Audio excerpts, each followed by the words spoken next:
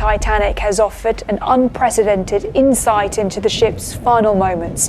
A detailed three-dimensional reconstruction of the wreck reveals engineers worked to keep the lights on even as the vessel sank. 12,500 feet beneath the surface, the Titanic lies in a world of eternal stillness, until now. For the first time, an advanced underwater drone has slipped through its shattered hull, revealing images so haunting and intimate that even seasoned explorers were left in awe. This was no ordinary expedition. It was a descent into the heart of a legend, into the quiet ruins of humanity's greatest maritime tragedy. The difference between Titanic sinking and not sinking are down to the fine margins of holes about the size of a piece of paper. But the problem is that those small holes are across a long length of the ship, so the floodwater comes in slowly but surely into all of those holes. And what the drone uncovered in that black abyss is as mesmerizing as it is unnerving. The Titanic drone mission. Magellan Limited, a United Kingdom-based deep-sea mapping company, joined forces with Atlantic Productions for a 3-week descent into the abyss, a mission to capture a complete digital scan of the Titanic wreck. At the heart of this operation were 2 remotely operated vehicles, engineered specifically for deep-sea photogrammetry. These robotic explorers were built to survive the crushing depths of the Atlantic, descending 3,800 meters, where temperatures hovered just above freezing. Yet they moved with impossible grace, guided by multi-directional thrusters and dynamic positioning systems that kept them steady against the Atlantic's unpredictable undercurrents. Their primary instruments, high-resolution imaging cameras, captured an astonishing 715,000 photographs. Unlike traditional cameras, they recorded overlapping sequences from multiple angles, allowing experts to reconstruct every surface in full 3-dimensional detail. Working in tandem with these cameras were laser scanners, designed to measure the wreck with millimeter accuracy. Their light beams swept across twisted steel and collapsed decks, capturing depth and geometry invisible to the human eye. Where the cameras saw texture, the lasers saw structure. Together, they formed a twin vision system capable of mapping even the most fragile remains. However, there was a challenge: lighting. At nearly 4 kilometers deep, sunlight doesn't exist. And so, the drones were equipped with custom LED arrays engineered for extreme low-light conditions and to cut through the murk without casting harsh shadows. The result was clarity unlike anything ever seen at that depth. Rusticles shimmered like icicles. Decayed railings emerged from darkness with a delicate sharpness preserved by the cold, deep sea. Using AI-assisted navigation, the drones cautiously entered select interior spaces and corridors where human divers could never go. They advanced without touching any surface, guided by depth sensors and pathfinding algorithms designed to avoid entanglement. On the surface vessel above, engineers monitored every transmission in real time, making sure its engines, power, and controls were all working safely and had backup systems in place. Nothing was left to chance. At such depths, even a small system failure could mean permanent loss. Over the course of the mission, the team gathered more than 16 terabytes of raw image and scan data, a staggering archive of the Titanic's remains. But collecting it was only the first step. Once the data reached land, the true work began. Thousands of images were stitched together and triangulated through advanced software algorithms, correcting for distortion, sediment interference, and the subtle sway of underwater movement. The result was the first full-scale digital twin of the Titanic, a complete, lifelike 3-dimensional model of the wreck and its surrounding debris field. But what Mission Control saw beneath those collapsing decks was only the beginning of a truth even more haunting. Inside the Titanic wreck. The Titanic still stands in 2 haunting halves, the bow and the stern, separated by a field of wreckage that stretches nearly 600 meters across the seabed. The bow, resting upright and relatively intact, remains the most recognizable part of the ship. Even after more than a century beneath the sea, its silhouette still commands a strange reverence. The anchor chains sit quietly in place. The railings still outline the shape of the deck, and the hull remains intact, its steel darkened and almost decayed. Although the ship's forward mast is long gone and the wooden decking has decayed to nothing, the structure beneath still mirrors the Titanic that once cut through the Atlantic with unwavering confidence. The stern, in contrast, tells a violent story. It lies far from the bow, torn apart by the force of the ship's final descent. When the Titanic split, this section was dragged under at a steep angle, imploding under pressure as trapped air and machinery were crushed inward. What's left today is a chaotic mass of twisted metal, torn decks, and mangled machinery, a tangled skeleton of what was once the ship's beating heart. The wreckage field that stretches between the bow and stern is littered with the debris of human history. Thousands of artifacts resting quietly in the silt, their arrangement a constant reminder of the tragic night everything ended. Where the ship's grand staircase once curved elegantly between decks, there is now only ruin. The wooden structure has vanished, consumed by time, yet its shape is still visible, a circular void framed by the curve of walls that once held finely carved panels. Faint traces of decoration still cling to the steel beneath, now overgrown with coral-like rusticles. The footage also revealed several first-class staterooms near the bow which showed remarkable preservation. Their walls, though faded and colorless, still carry the outlines of moldings and panels that once reflected elegance. In some rooms, decorative fixtures remain in place, their shapes softened by layers of silt. Through photogrammetry, researchers have mapped the layout of adjoining cabins, uncovering how the Titanic's design once allowed luxury to flow effortlessly from one room to the next. The drone also captured the bridge, once the heart of the ship's command, yet now lies mostly collapsed. Within the debris lay traces of its original structure, mounting brackets, control levers, and the base of the wheel stand, though the wheel itself has long disappeared. These remnants offer rare physical evidence of the place where the officers made their final decisions and shouted orders into the chaos as the Atlantic rushed in. Deeper inside the wreck, the footage revealed layers of fallen ceilings, broken furniture, and fragments of walls buried beneath decades of sediment. In some places, sections of tiled flooring still appeared, their patterns faint but recognizable. The level of decay varied throughout the ship. Some rooms were completely swallowed by silt, while others remained hollow and eerily preserved. Areas near the stern, torn apart during the breakup, showed the worst damage, with buckled walls and fractured beams. Yet even within these ruins, outlines of rooms and corridors could still be traced, allowing researchers to reconstruct the ship's interior with remarkable precision. But the most haunting discovery, scientists say, is how the Titanic is slowly disappearing. Each year, the hull weakens further, its steel skin slowly consumed by colonies of iron-eating bacteria. These rusticles are the heartbeat of the wreck, evidence of both life and destruction.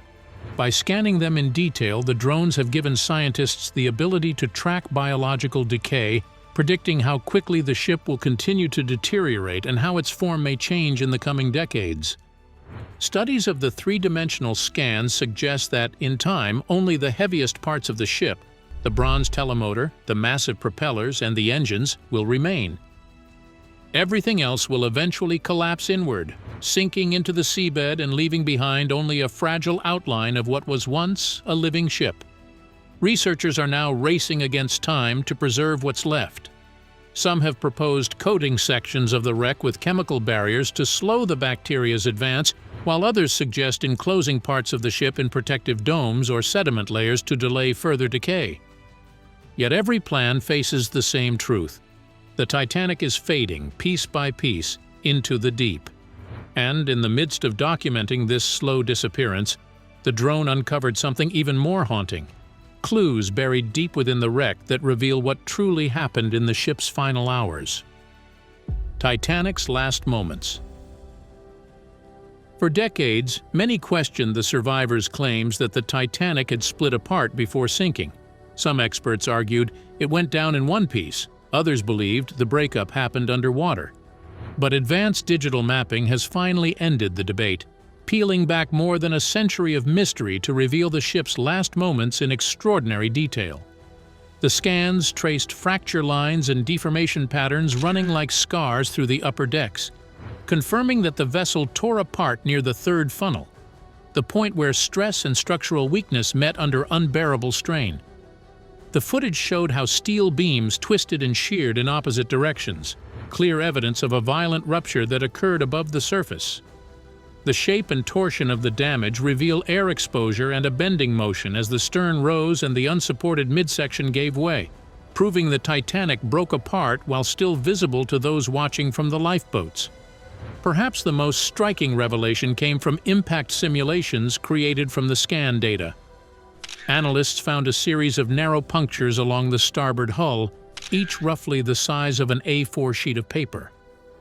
These openings, though small, created catastrophic breaches that allowed water to flood several compartments at once, confirming that the iceberg didn't rip a single massive gash, but caused a chain of smaller ruptures that steadily weakened the ship's buoyancy until the hull finally gave way.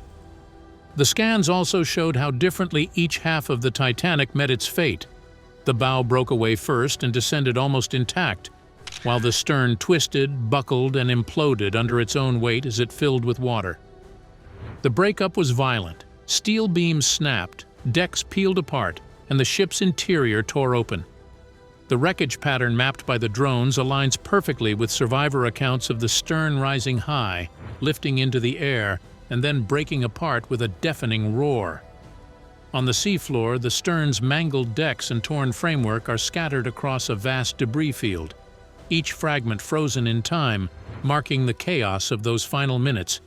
Yet the ship's final struggle wasn't only mechanical, it was human.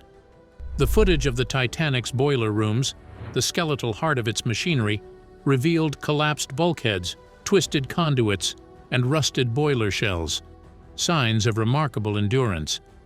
Analysis showed that several boilers remained active until moments before the ship went under, confirming survivor accounts that the lights stayed on as the bow slipped beneath the waves. For years, historians questioned those claims, unsure whether they were memories shaped by panic or truth seen through chaos. The scans now confirm that the boiler rooms remained intact far longer than previously believed. Even as water poured in and the ship tilted sharply, the coal-fired furnaces continued producing power, keeping the lights alive and delaying total darkness for as long as possible. This evidence shed light on the men who worked below decks, the ones history rarely remembered. They kept the power running manually until the very end, buying precious minutes that allowed others to reach safety, even in the face of their deaths. The digital reconstruction allows investigators trace the disaster step by step, showing how each section twisted, flooded, and finally gave way under pressure. For the first time, the breakup and descent can be simulated in real time using measurable data, revealing a collapse far more rapid and brutal than most previous depictions. Time-stamped simulations now map the sequence of flooding, power loss, and structural failure across those final 20 minutes, showing how each bulkhead gave way and how trapped air pockets hastened the stern's destruction. But the drone has uncovered more than just structural damage. Scattered throughout the wreck are fragments of human memory, the objects people held, the traces of lives abruptly halted, and the intimate remnants left behind when time itself stopped on that fateful night. What the Titanic left behind.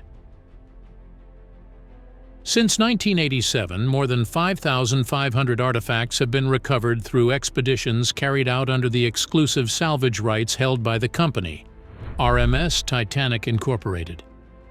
Each operation was careful and deliberate, focused on preservation rather than profit. Yet so many of the Titanic's treasures still remain at the bottom of the sea. Near the ruins of the first-class lounge, a bronze statuette of the Roman goddess Diana still stands, half buried in silt. It once graced the grand room as a centerpiece, a symbol of luxury and refinement. Now its surface is dulled and mottled, yet the figure remains recognizable, her posture unchanged after more than a century beneath the sea. Experts say it is far too fragile to recover, and any attempt could destroy it completely. Elsewhere, glints of light from the drone revealed jewelry still resting where it fell, necklaces tangled in sediment, brooches near dressing areas, and fragments of metal chains trapped in the rusted framework of stateroom walls. A few watches remain near what appear to be personal quarters, their faces frozen at the exact hour the ship went down. Rings and cufflinks lie near skeletal outlines, preserved by the cold and low oxygen water that slowed decay to a crawl. Today, many of the artifacts that have been recovered are housed in permanent exhibitions in Las Vegas and Orlando, while others travel across the world, displayed under soft light, protected by glass, and accompanied by quiet stories that bridge the century between the ocean floor and the surface world. Among the most intimate items recovered are pieces of clothing and personal accessories. A pair of leather shoes, found side by side near a victim's resting place, remains one of the most haunting images ever documented. A woman's purse and a small hairpin, pulled from the debris field, speak of daily life interrupted without warning. There is a bowler hat, a pair of spectacles, and a set of gloves still bearing the imprint of their seams. One of the most famous finds, a diamond-encrusted bracelet engraved with the name Amy, has become a symbol of the ship's personal tragedy, a single name carried through darkness and time. Paper almost never survives the sea, yet within sealed compartments and leather-bound cases, a few documents remained intact. Handwritten letters, ticket stubs, and even a passenger's notebook were recovered, their ink faint but still legible beneath restoration light. Larger fragments of the ship have also been raised from the depths. A section of hull plating, carefully lifted from the debris field, still bears the rivet lines that once bound the vessel's steel skin together. Brass portholes and window frames retain traces of their original fittings, and the engine room telegraph, its face mottled by corrosion, still points to the last command ever sent from the bridge. Another reminder of the Titanic's lost grandeur are the fine china, silverware, and serving trays from the first-class dining saloons, which were found astonishingly well preserved, their intricate patterns still visible beneath layers of debris. Some were found beside bottles of wine and champagne, sealed since 1912. Another remarkable find is a menu card dated April 14, 1912, the last evening before disaster, which lists dinner selections that no one would finish. Perhaps the most evocative discovery recovered from the Titanic was a leather satchel containing 62 tiny glass vials of perfume oils. They once belonged to Adolf Saalfeld, a German perfume manufacturer traveling to the United States to open a new shop. Although Saalfeld survived the sinking, his valuable samples were lost to the depths, preserved for 89 years in the cold darkness before their recovery.